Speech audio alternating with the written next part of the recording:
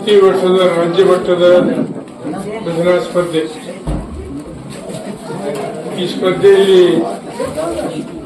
ವೇದಿಕೆಯನ್ನು ಹಂಚಿಕೊಂಡಿರುವಂತಹ ಆತ್ಮೀಯರುಗಳಾದ ಪಾಂಡಪ್ಪ ರಾಘವ್ ಅವರೇ, ಶಿವಪ್ಪ ಸಕ್ರೆಡ್ಡಿ ಅವರೇ, ಶೇಷಲ್ ಕುಂಬಾರ್ ಅವರೇ, ಹನುಮಂತ ರಾಘವ್ ಅವರೇ, ರಮೇಶ್ ಸೋಮನ್ ಅವರೇ, ನರಸಪ್ಪ ಡಿಯರ್ ಅವರೇ,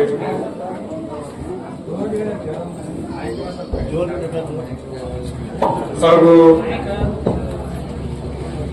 ಸಂಘಟನೆ ಮಾಡಿದಂತ ಎಲ್ಲ ಸಹೋದರರೇ,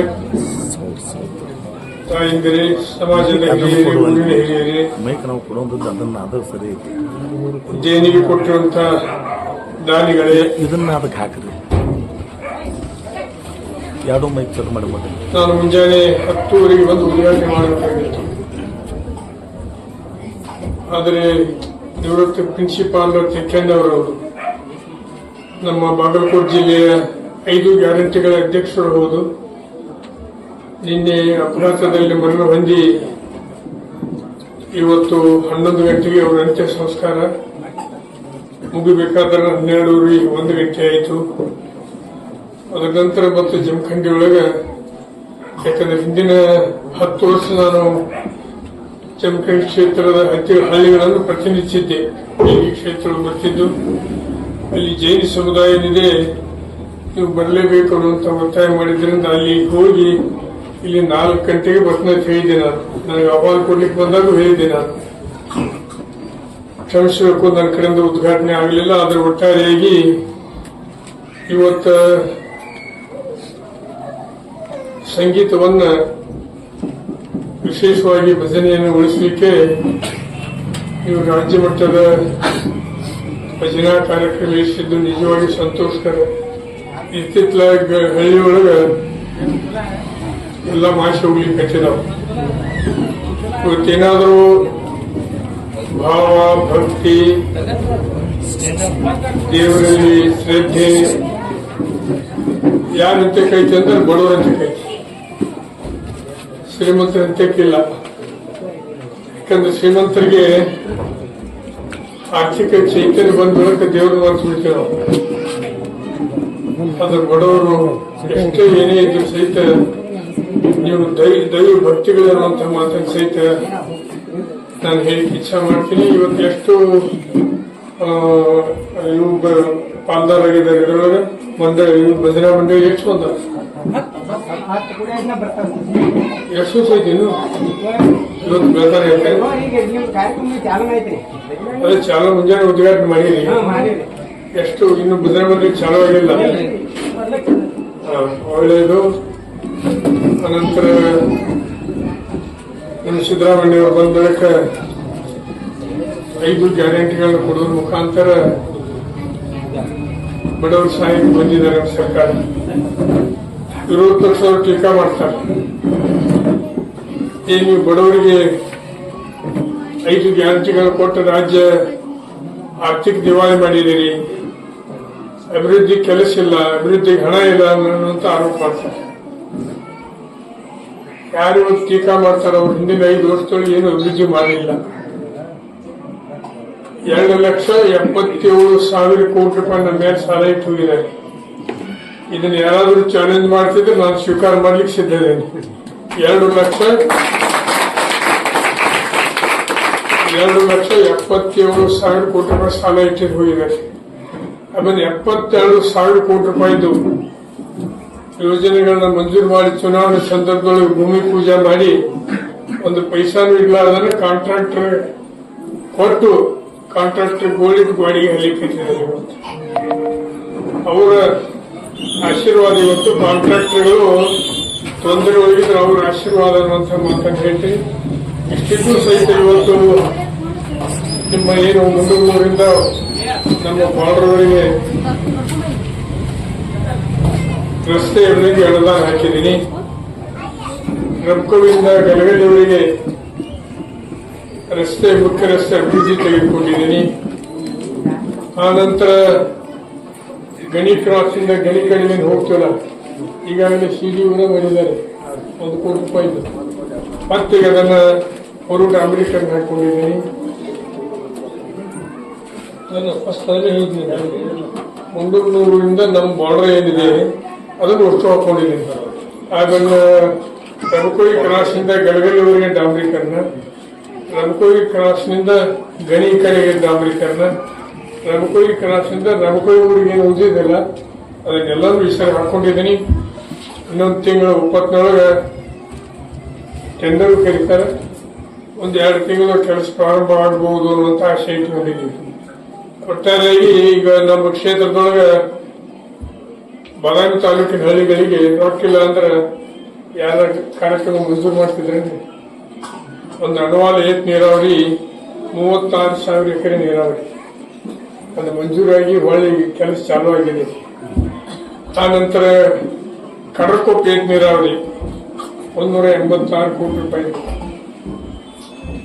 ಆ ನಂತರ ಸುಕನಾದಿ ಎತ್ತಿರ ಬಾಗಲಕೋಟೆ ತಾಲೂಕು ಸುಕನಾದಿ ಒಳಗೆ 1500 ಎಕರೆ ನೀರಾವರಿ ಅದು 17 ಕೋಟಿ ರೂಪಾಯಿದು.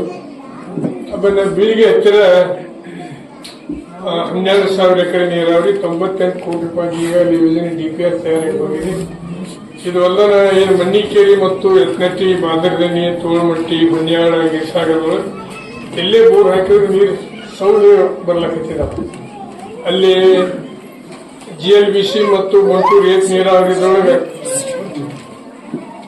ನೀರಿನ ಇದರೊಳಗೆ ಭೂಮಿ ಆಕರ್ಷಣೆ ಆಗಿದ್ರು ಸಹಿತ ಒಂದು ಹನಿ ನೀರು ಬಂದಿಲ್ಲ. ನನಗೆ ತಿಳಿದ ಮಟ್ಟಿಗೆ ನಾನು ಈ ಸರಿ 4ನೇ ಬಾರಿ MLA 94ನೇ ಇಸ್ವಿಯೊಳಗೆ MLA ಆದ ಬಳಿಕ ಅವಾಗ ಒಂದು 5 ವರ್ಷ ಬಿಟ್ಟರೆ ಮುಂದೆ 99ನೇ ಇಸ್ವಿಯಿಂದ ಇಲ್ಲಿವರೆಗೂ ಕೆಳಗಡೆ ನೀರು ಹೋಗಿಲ್ಲ. ಮಂಟೂರು ಏತ್ ನೀರಾವರಿ ಪ್ರಾರಂಭವಾಗಿ 3 ವರ್ಷ ಆಯಿತು, ಅಲ್ಲಿ ನೀರು ಹೋಗಿಲ್ಲ. ಅದಕ್ಕೆ ಅಲ್ಲಿ ಸಹಿತ ಅಂದಾಜು 60 ಕೋಟಿ ರೂಪಾಯಿ ಯೋಜನೆಯನ್ನ ಮೊನ್ನೆ ಪ್ರಶ್ನೆ ಕೇಳಿದೆ, ಸದನದೊಳಗೆ ಪ್ರಶ್ನೆ ಬಂದಿದೆ.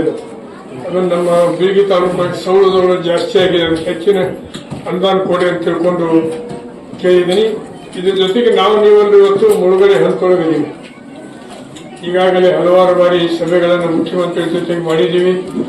ಮೊನ್ನೆ ತಾನೇ ನಾವೊಂದು ಪತ್ರ ಕೊಟ್ಟಿದ್ದೀವಿ. ಮುಖ್ಯಮಂತ್ರಿ ಪತ್ರ ಕೊಟ್ಟು ಈ ಅಸೆಂಬ್ಲಿ ಮುಗಿದೊಳಗೆ ನೀವು ಡಿಕ್ಲೇರ್ ಮಾಡಿ ಅದನ್ನ ಭೂಮಿ ಬೆಲೆ ಅಂತ ತಿಳ್ಕೊಂಡು ಹೇಳಿದಾಗ ಇಲ್ಲ ಪಾಟೀಲ್ಗೆ ಒಂದು ಮೀಟಿಂಗ್ ಕರಿಬೇಕು, ನಾನು ಅಸೆಂಬ್ಲಿ ಮುಗಿದೊಳಗೆ ಅಧಿಕಾರಿಗಳ ಮೀಟಿಂಗ್ ಕರೆದು ನಿಶ್ಚಿತವಾಗಿ ನಿಮ್ಮ ಭೂಮಿಯ ಬೆಲೆಯನ್ನು ನಿರ್ಧಾರ ಮಾಡ್ತೀನಿ ಅಂತ ಹೇಳಿದ್ದಾರೆ.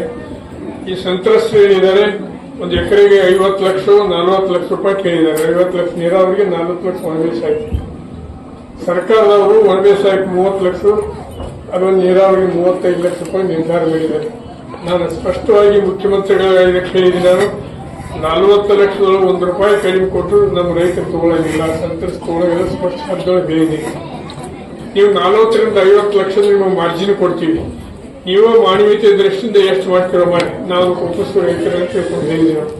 ಅದು ಬೇಗನೆ ನಿರ್ಣಯ ಇತ್ಯರ್ಥವಾಗಲಿದೆ ಅಂತ ಮಾತನ್ನು ಹೇಳಿ ನಾಳೆ 26ನೇ ತಾರೀಕಿನ ದಿವಸ, ಇವತ್ತು ತಾರೀಕು 25, ನಾಳಿನ ದಿವಸನ ನಮ್ಮ ಉಪಮುಖ್ಯಮಂತ್ರಿಗಳು ಸಚಿವರು ಹಾಗೂ ಅಧಿಕಾರಿಗಳ ಸಭೆ ಕರೆದಿದ್ದಾರೆ.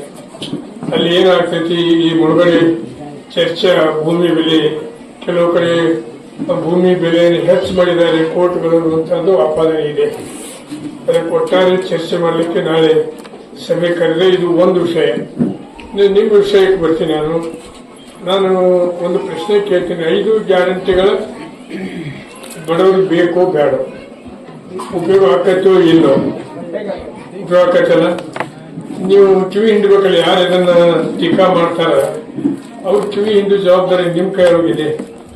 ಆ ಕೆಲಸ ಆಗ್ಬೇಕನ್ನುವಂಥ ಮಾತನ್ನು ಹೇಳ್ತೀನಿ. ಯಾರ್ಯಾರಿಗೆ ಇನ್ನೂವರೆಗೂ ಸಹಿತ ಈ 5 ಗ್ಯಾರಂಟಿಗಳಿಂದ ಹೊರಗೆ ಉಳಿದಿರಿ, ಅದನ್ನ ನೀವು ಸರಿಯಾಗಿ ಕಾಗದ ಪತ್ರ ಕೊಡಲಾರ್ದಕ್ಕಾಗಿ ಉಳಿದಿರ್ತೀರಿ. ಅಂಥವ್ರದ್ದು ಮಾಡಿಸೋ ಜವಾಬ್ದಾರಿ ಸರ್ಕಾರದ ಮೇಲಿದೆ. ಸರ್ಕಾರ ಜವಾಬ್ದಾರಿ ತೆಗೆದುಕೊಂಡಿದೆ. ಅದಕ್ಕಂತ ಒಂದು ತಾಲೂಕು ಸಮಿತಿ, ಜಿಲ್ಲಾ ಸಮಿತಿ ನೇಮಿಸಿದ್ರು. ದುರ್ದೈವ ನಿನ್ನಿನ ದಿವಸ ನಮ್ಮ ಜಿಲ್ಲಾ 5 ಗ್ಯಾರಂಟಿ ಸಮಿತಿ ಅಧ್ಯಕ್ಷ ಇಲ್ಲೇ ನಗರದವರು 25 ವರ್ಷ ಪ್ರಿನ್ಸಿಪಾಲ್ನಾಗ ಕೆಲಸ ಮಾಡಿ ಅತ್ಯುತ್ತಮ ರೀತಿಯೊಳಗೆ ಶಿಕ್ಷಣವನ್ನು ಸುಧಾರಣೆ ಮಾಡಿದ್ರು. ಅಂಥವ್ರು ಅಪಘಾತದಲ್ಲಿ ತೀರ್ಕೊಂಡಿದ್ದರಿಂದ ನಾನು ನಿಮ್ಮ ಕಾರ್ಯಕ್ರಮಕ್ಕೆ ಬರಲಿಲ್ಲ ಅಂತ ಮತ್ತೊಮ್ಮೆ ರಿಪೀಟ್ ಮಾಡಿ, ನಿಮ್ಗೆ ಯಾವುದೇ ಸಮಸ್ಯೆ ಇದ್ರೂ ನಿಮ್ಮ ಜೊತೆಗೆ ನಾನು ಇರ್ತೀನಿ ಅನ್ನುವಂಥ ಮಾತನ್ನು ಹೇಳಿ, ಮತ್ತೇನೇ ನಿಮ್ಮ ಬೇಡಿಕೆಗಳಿದ್ದರೆ ದಯಮಾಡಿ ಈ ವೇದಿಕೆ ಒಳಗನ ನೀವು ಹೇಳಿಬಿಟ್ರಿ ಅಂದ್ರೆ ಕೇಳ್ಕೊಂಡು ಏನು ಮಾಡ್ಲಿಕ್ಕೆ ಸಾಧ್ಯ ಇದೆ ಅದನ್ನು ಮಾಡ್ತೀನಿ ಅಂತ ಪ್ರಾಮಾಣಿಕ ಪ್ರಯತ್ನ ಮಾಡ್ತೀನಿ. ಅದಕ್ಕೆ ನನ್ನನ್ನು ಕರೆಸಿ ಇವತ್ತು ನಿಮ್ಮ ಸಮಾರಂಭ ಅತ್ಯುತ್ತಮವಾದಂಥ ಕಾರ್ಯಕ್ರಮದ ಉದ್ಘಾಟನೆ ಮಾಡಲಿಕ್ಕೆ ನನಗೆ ಅವಕಾಶ ಮಾಡಿಕೊಟ್ಟಿದ್ರೆ ನಾನು ಅವಕಾಶದಿಂದ ವಂಚಿತ ಆದೆ. ಇಲ್ಲಿ ಪರವಾಗಿ ಈಗಲಾದರೂ ಇದನ್ನು ತಕ್ಷಣ ನಂದು ಜವಾಬ್ದಾರಿಯಿಂದ ವಂಚಿತ ಆಗ್ತೀನಿ ಅನ್ನುವಂಥದ್ದನ್ನು ಮನಸ್ಸಿನಲ್ಲಿ ಇಟ್ಕೊಂಡಾಗ ಇವತ್ತು ನಿಮ್ಮೆಲ್ಲ ಹಿರಿಯರು ಬರಬೇಕು ನೀವು ಒತ್ತಾಯ ಮಾಡಿದರು. ನಾನು ಬರುವ ದಾರಿಯೊಳಗೆ ಇದೆ ಅನ್ನುವಂಥ ಮಾತಾಡಿ ಇಲ್ಲಿ ಬಂದದ್ದು ನನಗೆ ಬಹಳ ಸಂತೋಷ ಆಗಿದೆ. ನಿಮ್ಮ ಕಾರ್ಯಕ್ರಮ ಯಾರಾದರೂ ಒಬ್ಬಿಬ್ಬರು ಭಜನಾ ಹೇಳ್ತಿದ್ರಂದ್ರೆ ಕೇಳಿ ಮುಂದೆ ಹೋಗ್ತೇನೆ, ಕೇಳಿ ಹೋಗ್ತೇನೆ. ಹಂಗೀಗ ಭಾಷಣ ಮಾಡಿ ಹೋಗುದಿಲ್ಲ. ಅಟ್ಲೀಸ್ಟ್ ಒಬ್ಬರದರ ಆ ಭಜನಾ ಹಾಡನ್ನ ಕೇಳಿದ ಹಾಡಿದೆ ಅಂದ್ರೆ ಅದನ್ನು ರೆಡಿ ಊರೊಳಗ ಎಲ್ಲರ ಭಜನಾ ಮಂಡಳಿ ಭಜನಾ ಹಾಡೋರು ಓದಿದ್ರೆ ನಮ್ಮ ಪರಿಶಿಷ್ಟ ಬಂಧುಗಳಷ್ಟೇ. ಊರಿನವ್ರು ಬಿಟ್ಬಿಟ್ಟಾರ. ಸತ್ರು ಬಂತು, ಹುಟ್ಟಿದ್ರು ಬಂತು, ನೀವ ಆಧಾರಿಗೆ ಊರಣ್ಣವರಿಗೆ. ಅದನ್ನ ನೀವು ಉಳಿಸಿಕೊಂಡು ಬೆಳೆಸ್ಕೊಂಡು ಹೋಗ್ಲಿಕ್ಕೆ ನೀವು ಪ್ರಯತ್ನ ಮಾಡಬೇಕಲ್ಲ. ನಿಜವಾಗಿ ನೀವು ದೊಡ್ಡವರು ಅಂತ ಮಾತನ್ನು ಬಹಳ ಸ್ಪಷ್ಟವಾಗಿ ಹೇಳ್ತೀವಿ. ಹಾಗಾಗಿ ಇದಕ್ಕಿಂತ ಹೆಚ್ಚೇನು ಮಾತಾಡೋದಿಲ್ಲ. ಒಳ್ಳೆಯ ಸಂಸ್ಕಾರ ಹೊಂದಿದಂಥ ಊರು, ಒಳ್ಳೆಯ ಹಿರಿಯರನ್ನು ಹೊಂದಿದಂಥ ಊರು.